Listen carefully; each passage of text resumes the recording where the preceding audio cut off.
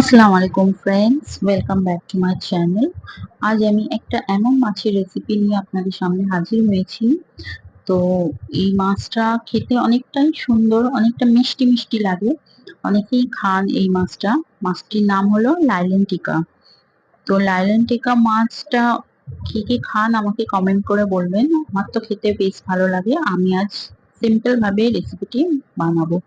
লাইলেন টিকা মাছের ঝাল। তো আমি 600 গ্রাম নিয়ে নিয়েছি বড় সাইজের লাইলেন টিকা মাছ। তো মাছগুলোকে আমি এবার ভালো করে কেটে ধুয়ে নিয়েছি।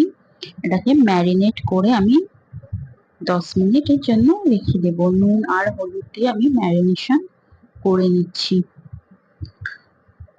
আমি 10 মিনিটের জন্য ম্যারিনেশন করে রেখে দিয়েছি। এবার আমি গরম একটা কড়ার মধ্যে নিয়ে নিয়েছি 3 থেকে 4 টেবিল চামচ সর্ষের তেল।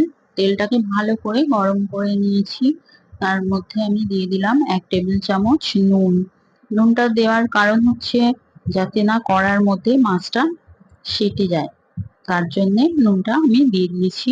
আমার তেল গরম হয়ে গেছে। আমি একে একে মাছগুলোকে হাই ফ্লেমে ভালো করে কড়া করে ভেজে নিচ্ছি। তো আমার মাছ ভাজা প্রায় কমপ্লিট হয়ে গেছে। দেখতে পাচ্ছেন আমি কড়া করে মাছগুলোকে ভেজেছি। কড়া করে না ভাজলে কিন্তু এই মাছের ঝালটা অত ভালো লাগবে না।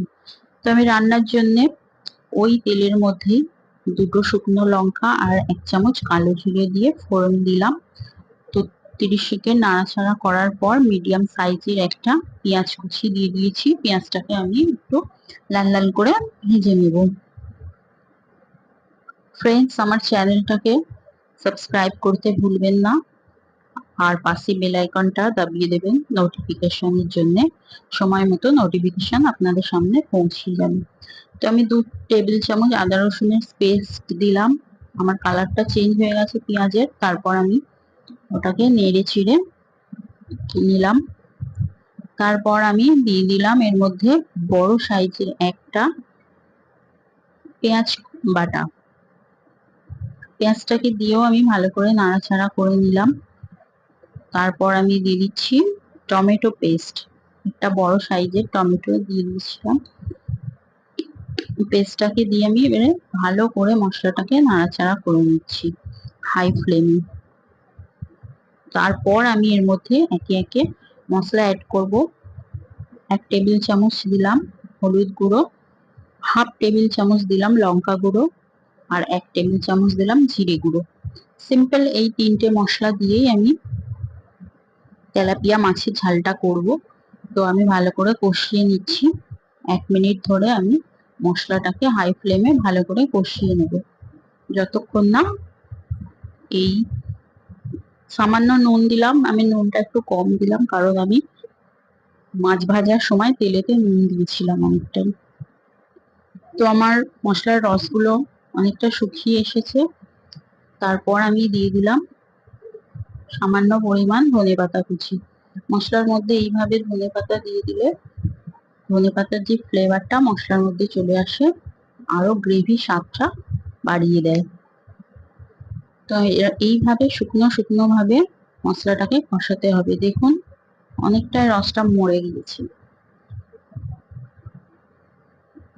মশলাটাকে এরম পোড়ো পোড়ো ভাবে কষিয়ে নিলে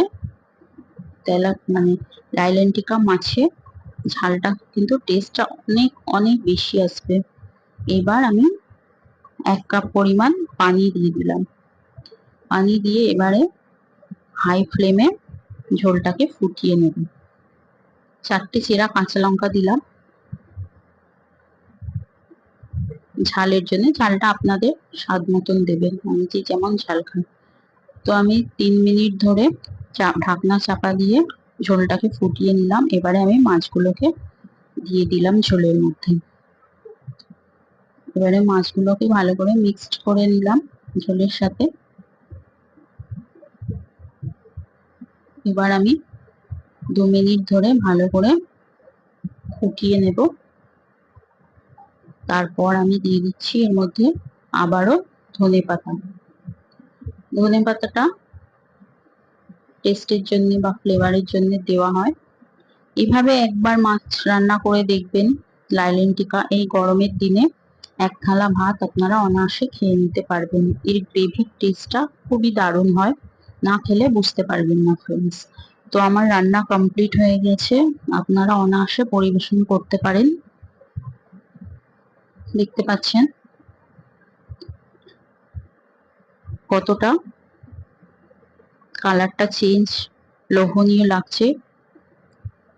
অন্য কোনো তরকারি লাগবে না, এই তরকারি দিয়েই লাইলেন টিকা মাছের ঝাল দিয়েই এক থালা ভাত অনায়াসে খেয়ে নিতে পারবেন। আজকের মতো